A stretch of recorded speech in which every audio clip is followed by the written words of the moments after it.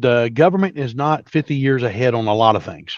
One of the things that the government is starting to get better at, they've realized maybe 2 decades ago, they can't be the leader in every technology. There's just too much money in corporate America, and corporate America is willing to take risks that the government will not allow its program managers to do. But there are some sectors of the government, space, for example, or maybe high-end electronics, where the technology has not been proven out. Maybe the government will take that sliver of the task and really put money into it to where like the next chip is made, right? The next quantum chip. And then that's released to industry for industry to just go wild with it. Kind of like the internet, right? Silicon Valley, that was government funded. We built the internet and then they turned it loose and let companies like Cisco and Microsoft and all these other guys just take it to the next level. One of the things that we have a lot of challenge with today, doesn't matter which department of the government you're in, how do we find that mom and pop or that young 20-year-old that's got that idea that needs some money, or it's something that the government's looking for? We call a lot of guys in my business tech scouts. We're trying to find that next thing that could really launch, like Oculus. I mean, that guy, 22 years old, sold for $2 billion.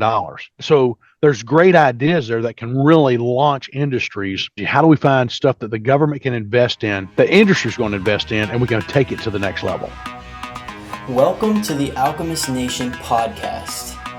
We are a community of business and real estate professionals who are on a shared mission to help every individual achieve financial freedom through right action, the right knowledge, and the right accountability. Join me, Andrew McMurray, and my co-host Mitch Jaworski as we find and interview those who have mastered wealth and who have a desire to share their wisdom with you. Enjoy! Welcome, everyone, to another episode of the Alchemist Nation podcast. I am your host, Mitch Jaworski. I'm here with my co-host, Andrew McMurray. And once again, we have an awesome guest for you because that's what we do. Andrew, how you doing, buddy? And tell us about our guest today. What's up, Mitch? I am doing absolutely outstanding, and I'm very excited for this conversation. So today we have Dr. Brian Kent. He's a leader in both international and domestic operations. So Dr. Kent's journey spans over 3 decades, during which he's held diverse leadership roles in both government agencies and in private enterprise. Dr. Kent's career also includes academic roles, contributions to emerging technologies, support to the Department of Defense, and many other business ventures with a strong emphasis on defense, medical, and technology sectors. With his experience, Dr. Kent brings a unique blend of military, entrepreneurial, and technological perspectives to the forefront and to Alchemist Nation, which I'm very excited about. So I'm really here for this conversation. Dr. Kent, thank you so much for being here. It's a pleasure to have you on. Well, thank you. I'm glad to be here today. Of course, I chose a place outside, so every now and then I might have to mute. Just some people have loud mufflers. But no, thanks for the introduction, and I'm looking forward to the time together today. And of course, I didn't realize I had given you that much information about me, but I'm definitely enjoy it. I think I've met Galter about 4 or 5 months ago, and it's just been a blessing for me to just see people that are giving back to each other and helping each other be successful. And my whole career, that's been kind of the goal, is to help people be successful. So definitely look forward to the conversation today. Awesome. Andrew gave us a whole resume, and I'm just like, I heard government, I heard the word intelligence, and I'm like, if Brian was like in NSA or CIA, I'm out. Like, pull the ripcord. Well, we won't talk about that then. Oh my God. Best behavior. That's awesome.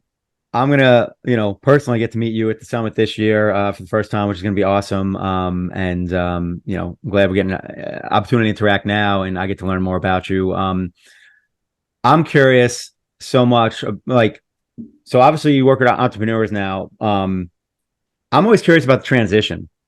Because, we've interviewed a lot of people, some that were, military background, some that were, even teaching background, whatever it was. And there's always this transition, and, whether it's maybe just the end of the line for a career, or maybe just, looking for that new uptick in passion. So I always like to ask, what was that turning point, so to speak, from what you were doing to now, what you're doing now? Well, I guess I've had two transitions. One, I left a farm as a young teenager to join the Army. Okay. I did 20 years in the Army, and so when it was my time to kind of retire from that life, I did, and I left and had started in real estate about 2 years before that, and working with my brother, we built a small real estate company. This was during the good days, right, from like 2003 to 2008. We probably did about 20 to 30 flips over those short time, and then actually got into some of the commercial real estate at the same time. And then as we migrated, or as I retired from the service, I actually started the consulting company, which Andrew was talking about, where I actually worked with small and mid-sized companies and actually grew my company. Sold it in 2016, or at least part of it. And I went, and that was my first opportunity to actually work with Fortune 100 companies, where I actually ran a division with global capability. Actually spanned my division, did about 16 of the 24 time zones. So I didn't really know sometimes as I was traveling where I was actually, which time I was on. Mm. So it's very interesting when you have a life like that. About 2 years ago, decided to step away from, I'll call it big corporate America, publicly traded companies. Went back into my role now as a consultant, back to small and mid-sized companies, still growing one of my companies now in the defense industry. But that was the transition for me has been gradual in each one of the endeavors I've undertaken. And then some of the conversation with some of the Alchemist Nation is I'm working to put together a couple of financial opportunities for entrepreneurs to where they don't really have to use the bank. We can use our own internal funds with the team. So it should be very interesting. Definitely at the conference, we're going to talk about that. And that's kind of where I want to learn a little bit more from the team on who might be interested in an uptick like that. And then the big thing at the conference for me is really the relationships, learning how to work with some of the folks that are there. Then obviously talking to people that are like-minded to figure out how we can work together to, was it rising the tide for all the boats to float the same? Oh yeah. So the real estate company you built, what's a little more detail on that? What exact type of, real estate business, real estate investing were you doing with that? Yeah, so we were doing basically new starts, or basically helping people build homes. Okay. At that point, you could jump in, at the dirt, and 6 or 8 months later, sell out to somebody.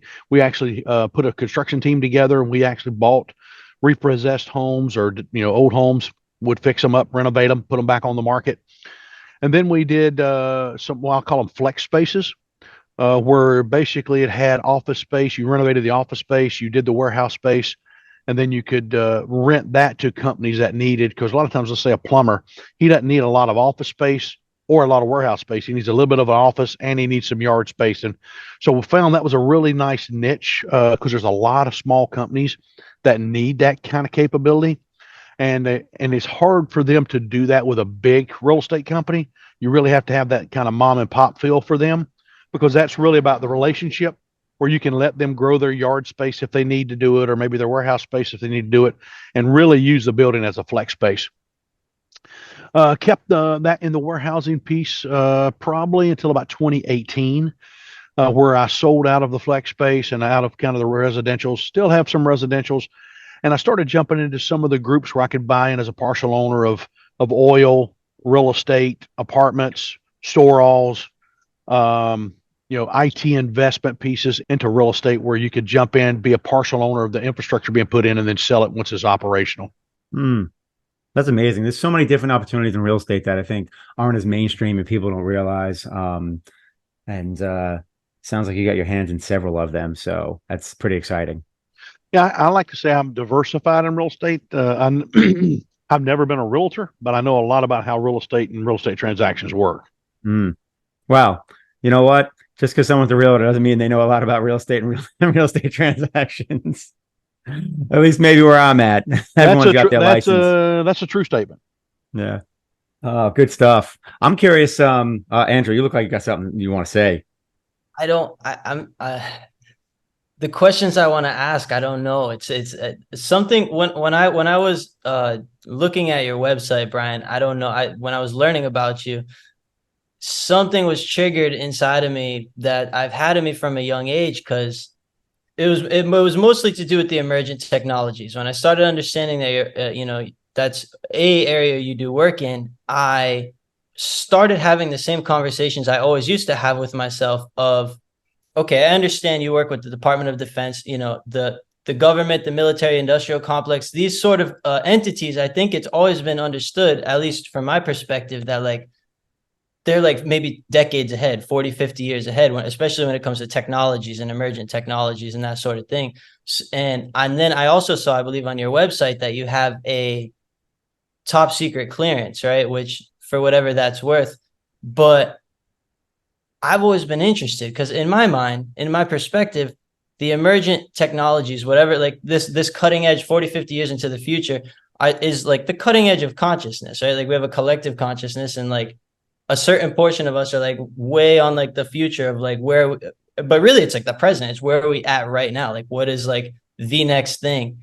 And so I guess I'm saying all this to say, like, my biggest question to myself has always been like, who must I become in order to be able to have top secret access to where consciousness is at, right? Like what? So I obviously I got to start in myself and just be reflecting in myself. But I was wondering if you had any sort of perspective around that question. So there's a couple things. I'll be the myth buster for you on some of it. The government is not 50 years ahead on a lot of things. Of course, my PhD is in tech transfer and technology acceptance. So that is an area that I do have a passion for. One of the things that the government is starting to get better at is they've realized maybe 2 decades ago they can't be the leader in every technology. There's just too much money in corporate America, and corporate America is willing to take risks that the government will not allow its program managers to do. So there are some sectors of the government, let's say space, for example, or maybe high-end electronics, where the technology has not been proven out. Maybe the government will take that sliver of the task and really put money into it to where like the next chip is made, right? The next quantum chip or the next, and then that's released to industry for industry to just go wild with it and see what you can do with it. Kind of like, the government with the internet, right? Silicon Valley, that was government funded. We built the internet, and then they turned it loose and let companies like Cisco and just, Microsoft and all these other guys just take it to the next level. So one of the things that we have a lot of challenge with today, and it doesn't matter which department of the government you're in, Department of State, Department of Education, DOD, how do we find that mom and pop or that young 20-year-old that's got that idea that needs some money or it's something that the government's looking for, right? So we call a lot of guys in my business tech scouts, where we're trying to find that next thing that could really launch. Like Oculus. I mean, that guy, Oculus, what he sold Oculus, he's 22 years old, drop out of USC. If I get his stats wrong, forgive me. But, 22 years old, sold for $2 billion. So there's great ideas there that can really launch industries. So, and sometimes we call it dual use technology. How do we find stuff that the government can invest in, that industry is going to invest in, and we're going to take it to the next level? So that is really where it's at. And then don't be enamored by the top secret clearance. They're great to have. I've had one since 1989. But the reason for a lot of the top secret clearances is not because of the technology. It's because it's really most of the time we don't want to tell you how we want to use the technology. So it's really the operational capability, and the government treats different technologies or different capabilities at different clearance levels based on our enemies and how much we have to protect that to give us the competitive advantage. That makes a lot of sense. So the reason now, if you're ready to enlist in the service, I know several recruiters down where you're at, and we can work on that top secret clearance. There you go, Andrew. I hear you. You're manifesting it. You got the haircut now. The hair's gone. You got the right haircut. Oh, wow. True. You're manifesting it. But I can tell you that starting out as a brand new soldier in the Army, you may not make as much money, but you're doing it for God and country. 100%. I hear you. And like, can we get to a place where, I don't know. I guess the world peace conversation is a pointless conversation, perhaps, but it's just like, do we have to have the enemy at all times? Does it have to be so defensive? Um, I don't Well, know. I would say that your next door neighbor, I mean, could be an enemy against certain things, right? When you look at there's corporate espionage, there's people stealing from people. I mean, it may not, the whole adage is don't need to use our military until the voices have reached a point of failure, right? That's kind of the whole adage for having the military to protect the nation after, all the older guys sitting around the table can't come to a conclusion. Unfortunately, at least in my lifetime, that really has failed. And what now happened is just people get tired of their neighborhood and want to go to another neighborhood. That we see that in gangs in the U.S. We see that today. I mean, it doesn't matter which one of the networks you want to watch. There's a fight going on somewhere. You pick a region. There's a fight or a war going on every continent except us. Well, in Australia, we just call it gang violence, maybe. Antarctica, probably the pigeons or penguins are fighting over something, but the rest of the continents there's some type of conflict going on somewhere. Um, and the only way you can handle that is, I mean, I hate to say, can't we all get along? It's we are the world. Remember that? I don't know if you remember that song, but that was a song where I don't know how many people got together and sang that, right? To say, hey, we're Yeah. all different, but we got to get along. Yep. Yeah, I And remember that. and really, what's interesting, so at the conference, I'm going to release my book. It's going to be called the R Factor, and the R Factor the R stands for relationship management, because we've gotten so technologically advanced, we think everything's based on technology for sales. Mm, And we forget there's still a human piece to business, whether it's inside the business, outside the business, if it's the people buying from you or the people that you're buying from for as vendors. And how do you look at those relationships in a 360-degree manner and then build your company to where you keep that in mind and put the structure where you can set goals in place and you can measure some of those goals based on how you want them to increase their relationship with the people that are attached to those goals. So it should be interesting to have that conversation with a lot of people.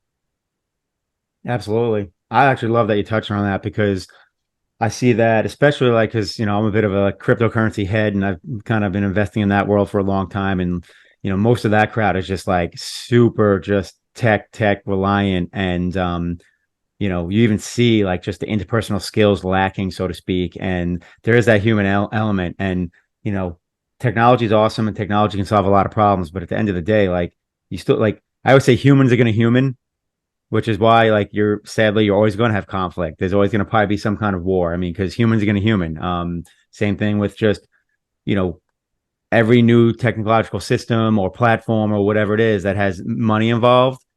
You're still going to have people exploiting, for due to greed, and again, because humans are going to human. But that's the kind of the negative side of it. The positive side is like what you're talking about. There's still a human element in terms of connection, and emotion, and it's not just cold technology, especially when it comes to marketing, sales, and things like that as well. Absolutely. I think that's key, right? I mean, even with the techno guys that you're talking about, you are the crypto, there's still a relationship there where people are sharing ideas to get better at trading, Yep. right? You can you can look at all those spreadsheets, you can look at all those algorithms, but sometimes there's what I say there's an art and a talent, or an art and a science. I think there's still that even in the new technological world. Yep. But I think the big thing for me for the conference and kind of where we're trying to head with that is everything we're trying to do with the Alchemist Nation is about relationships and Mhm. goals. The whole piece to that, and kind of what gets me excited, is was it I think 300 cities of 100,000 people or more, and it doesn't matter what your business is. How do we help each other, right? And we just build relationships across all these nodes to where we can find deals together in Ohio, or we can find an opportunity for two of us to invest in the oil deal in Texas, or we can find an apartment building in Virginia. And it's just a matter of access to the information. Absolutely. And that's also power of community as well, because that's piece of access to the information too, because obviously everyone you meet, has a different background, access to different information and different skill sets.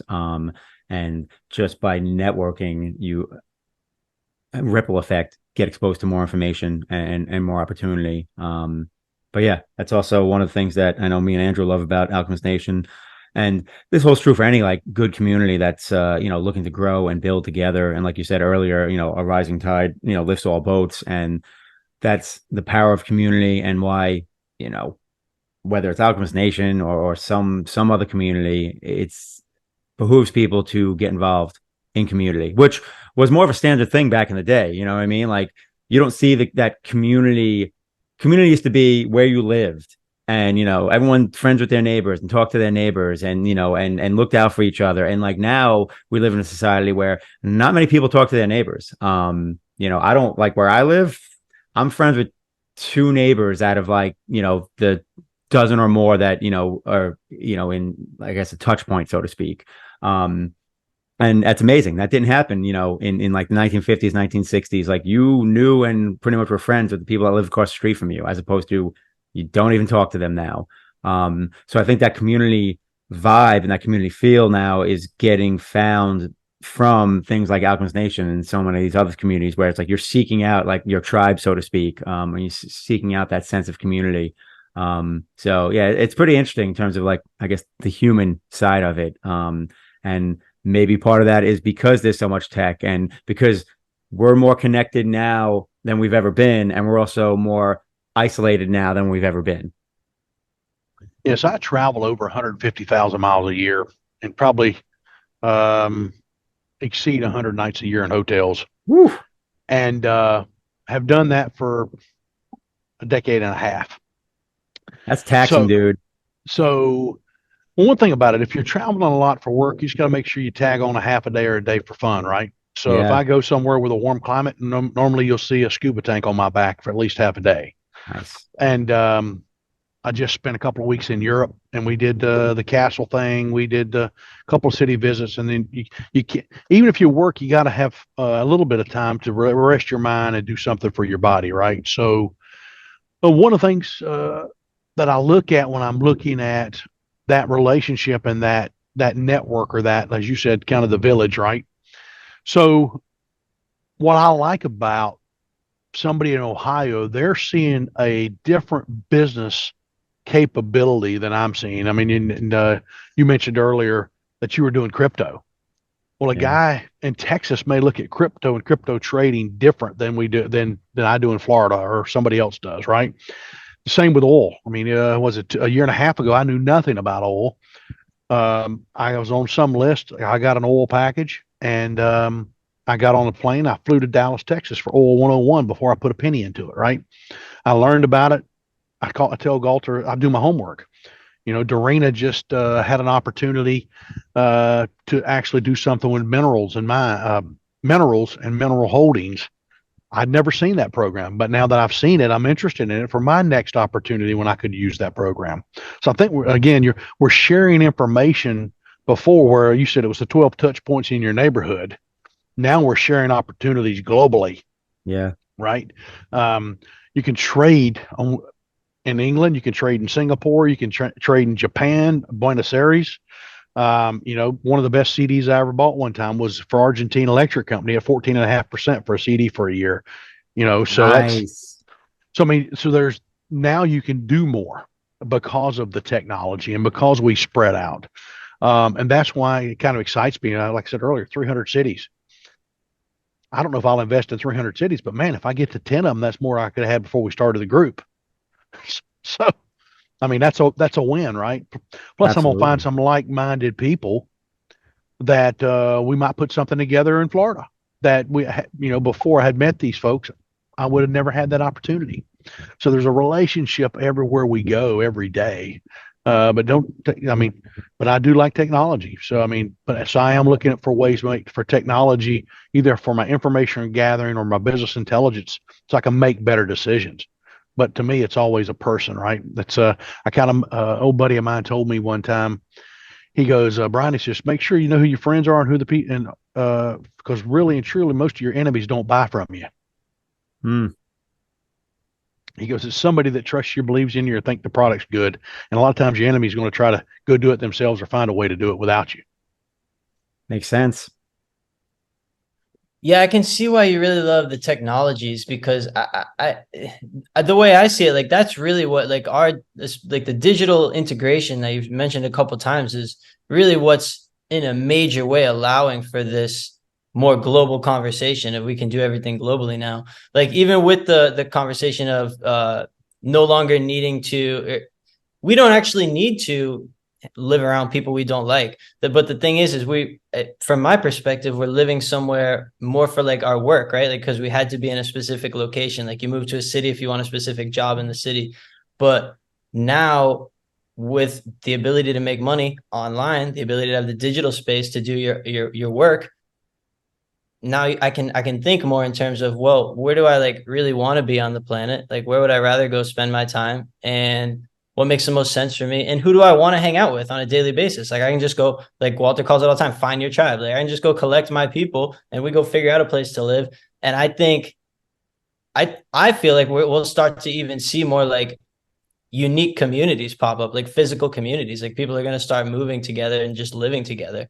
And the Well, digital I think you see some of that already now. Some of the cities you're seeing, they're coming back into an area, and they used to call them planned neighborhood developments, but that was just big housing developments.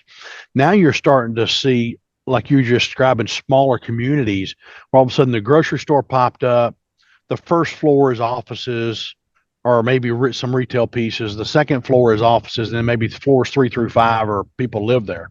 And now all of a sudden that whole ecosystems has arrived, and that whole second floor might be everybody that works in the same office. So it's interesting to see those pop up now around different places, where because people get home and they don't want to drive 5 miles to work. They want to park their car in the garage and they want to just come out the front of the building and get something to eat. Right. It feels far more integrated. It's like it's more like one living ecosystem rather than a seemingly very disconnected system.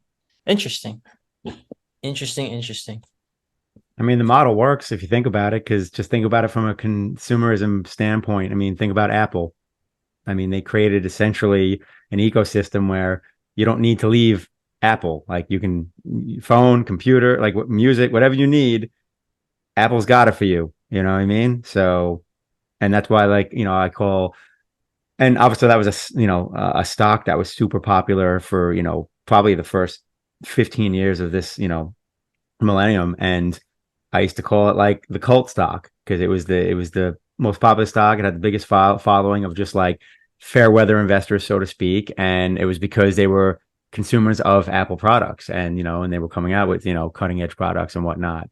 But yeah, you Well, can set that up. their employees are experiencing the same thing. If you go to an Apple compound, I'll call it, or an Apple complex, if once you got to work, you didn't have to leave. There was a daycare there. There were multiple restaurants there. So when you got there, if you were single, you could literally, I don't know if they had movie theaters, but you could probably date it there, because it was a mixed culture there, men and women. So there was a lot you could do without ever leaving the Apple complex or the Google complex. These companies, they built their ecosystems to where the employee could come and not have to worry about all those other things. Yeah. Well, on their end, smart, because increase productivity and essentially just keep the employees there. It's like, hey, you don't even need to go home. And then people, just by accident, so to speak, end up working more because he's just not leaving the facility. I mean, and I'll tell you right now, when I was a 20-something-year-old and I was single, like those environments, I would completely buy into it, because I'm like, this is great. I can eat here. I can shower here. I can, watch a movie here. I'm like, I don't have to go anywhere. Waste Go to the time gym. commuting. I hate commuting. Well, part of that too is they learned, and that's why you're also starting to see tech companies coming back to the office first, right? Because the power of technology is the power of brainstorming. We're on this thing here with three of us, but when you can put five smart engineers in a room with a couple of whiteboards and a couple of laptops, and they can make a lot of things happen. Which the virtual environment's good, but there's something about the look, touch, and feel of breaking bread together. It's even a lot of sales. How many sales are made over a happy hour, a dinner, or a lunch, or a coffee, or a round of golf? Pick something, right? Yep. Yeah, 100%. Yeah, there's just, you know, there's not a specific word or label I can really come up with for it, but that definitely holds true. Like just a difference of, like you said, five engineers in a room with a whiteboard as opposed to, five of them on a Zoom call. It's just because really you can just spitball ideas better and easier when you're physically in one place together and you can just throw things up on a board, race, blah, blah, blah. As opposed to, just sitting there looking at a bunch of Zoom boxes and someone kind of maybe throws out an idea and then blah, blah, blah. And just, I don't, you can't, it's, I think technology is getting better but there's still when you got four of you in a room, you can look around. If you're going down a route, it's easy to see when somebody's not in sync with the team. yes. Whereas if there's four of you on a Zoom call, you're missing. I can see your face, but I'm missing the rest of your body language. Yep. And the non-verbal communication is huge. Yes. Also, too, I think it's engagement as well, because the reality is, everyone's got more than one screen usually, especially anyone that's like an engineer or a tech guy. And it's just like you're on the Zoom call and 90% of the time you got something else on the other screen and you're like half listening to your coworker and you're looking at whatever. And then you're like, oh, yeah, okay. And so I think there's an engagement factor as well, because like you're sitting in a room, you're going to be less distracted. You mentioned that because like you're on the Zoom call. I got my phone here. I got my smartwatch here. Like you said, I got two or three screens up. I'm trying to trade some stock here. I'm trying. And no one can really see that. Like you can't recognize it. Like if I'm sitting in a room with you, Brian, and it's like you're pitching an idea, and I'm just sitting there looking at my phone. You're looking at me like WTF? Like you can pay attention, as opposed to if I'm sitting here and it's just like I'm glancing at my other screen, but it's like, all right, well, is that just the way he has his camera set up, or is he like not paying attention, or what's going on? Like you don't know. Like, and if people really don't want you to know, they can set their camera up a certain way where it's like, that side angle, and it's like you have no idea what they're actually paying attention to or looking at. So, and obviously that's engagement per person, so to speak. I mean, some people, lock in and are present, and then there's some of us are just ADD and are, struggle to stay engaged, especially if they have opportunity to, like, as Doug McGurk always says, "Ooh, a squirrel," and just get distracted. So yeah, that's interesting. It's going to be really, as time goes on, it's going to be fun to watch how this unfolds. I know, like you said, a lot of the tech companies, I think to much people's surprise, are the ones forcing the come back to the office, which, most people would assume, well, wait, that kind of is backwards, but you kind of explained why it's not backwards. So yeah, that battle is going to be interesting over the next coming, years to see what the new norm is. Because I mean, I personally don't think it's going to fully get back to where it was, but I also, know the pendulum swings, right? And that's human nature. The pendulum always swings back and forth, and it always overcorrects back and forth. I think you'll see that. I mean, but there's some jobs. If you're doing accounting, I mean, going to the office sometimes could be a disruption, right? Because people are coming in and you're trying to do numbers, you're trying to do a spreadsheet, and that's a distraction. Unless you're one of the accountants where you need the project team to make sure your numbers are right, or to give you the data right, or you can ask them the questions real time, right? And you can run the numbers. So it definitely, I think, will be interesting to see where that pendulum ends, right? But I think we'll figure that. I think we'll figure that out. And the bigger concern I have on that, another reason why I really push relationship management is I see so many people today that can't communicate. Mm. I mean, we have been and now it's X. We've been in the text, the Twitter, the email mode now for 2 decades, And I just read an article recently that basically the average, most 30-year-old ladies are looking to date men in their 40s because they can't communicate with men their age because they don't want to go to dinner and text each other across the table from each other. But both sexes are having some communication challenges based on the technology because a 30-year-old has had nothing but text and gaming and all that for 2 decades. Mm, And so there's studies actually looking at these soft skills, so to speak, which is even soft skills at work and soft skills in relationships.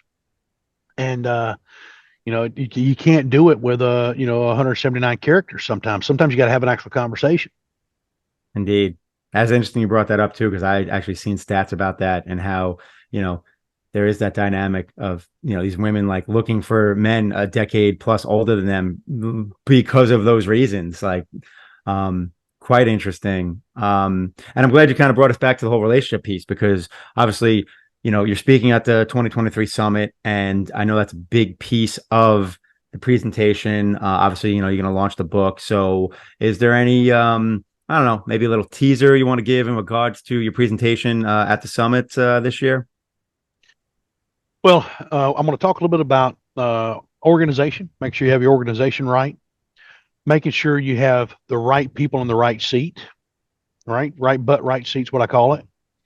A little bit about your business development, and do you have the right people in your business development market? Then we're going to talk about the operations a little bit, but the thing that really Galter wants me to hammer home is goal setting, because it doesn't matter what kind of business you have. It's we have to set goals and metrics that we can stick to. And as a leader, have the relationship with your subordinates and your boss to where if the goal is the wrong goal, we can talk about it and get the right goal, right? Because sometimes I tell people we collect metrics because we just collect metrics because we want to, it's like the more stuff we put up on the chart, the better. But really and truly, if we're gathering data that's not data for what we need, let's quit gathering that data and let's gather the data we need to make the right decisions. So I know I'm closing out the conference with actually a goal setting exercise. But I like for managers, leaders, owners, CEOs, pick whatever, set a goal, make it clear. And then if I have to give you a bonus, that's great. And if I have to fire you, that's great because all of us knew what the goals were and all of us knew what the metrics were. And if we've got good communication, if you're kind of not pulling your weight or rowing the way you're supposed to be rowing in the boat, before you walk into the boss's office, you're at fault. Mm. So I'm all about accountability and setting the goals, and I want people to work through that and just anyway. It should be a great time. Anyway, that's a little more than a summary, but that's kind of my philosophy. Awesome. Awesome. Yeah, I think it'll be valuable. And it's funny too, because a lot of times people hear goal setting and they're like, oh, not another goal setting thing. But at the same time, there's always a different perspective, right? There's always a unique, I don't want to say skill set, but just at the end of the day, everyone's looking for like a process that works for them. And there's, I don't want to quote like a rapper and whatnot, but like there's a quote from a rapper. He once said, he's like, there's like to the extent of there's nothing new under the sun. It's all been done. It's not the way you do it. It's how it's done. And I really believe in that because, goal setting has been talked about for 50, 60 years, right? But there's 1,000 different ways, I think, to go about that process. And for me, at least, I found that it's not so much about the information, it's about the process. I think it's the process, but I also think it's the communication, how you set the goal. Mm. Because you can have stockbrokers, and every stockbroker's got a different opinion. It's kind of like I mentioned earlier about the crypto, right? A guy in Texas maybe look at crypto different than a guy in New Jersey and a guy in Florida. So as you're setting those goals as a team to be successful, let's talk about what we're measuring and what success looks like so we can all row the same direction. I like they said rowing in the same direction because that's the quickest way not to get to a goal when you have team members pulling opposite ways. That's exactly right. So anyway, I'm looking forward to it, guys, and it should be a good couple of days. Oh yeah, yeah. No, it was last year, and I think this year is going to be even more impactful. I'm always excited for it. I mean, heck, I love just sitting in the audience listening to the other speakers. Sometimes I forget that I have to speak too. Oh, But exactly. Yeah, yeah. yeah, so I get so much out of it. It's it's just exciting.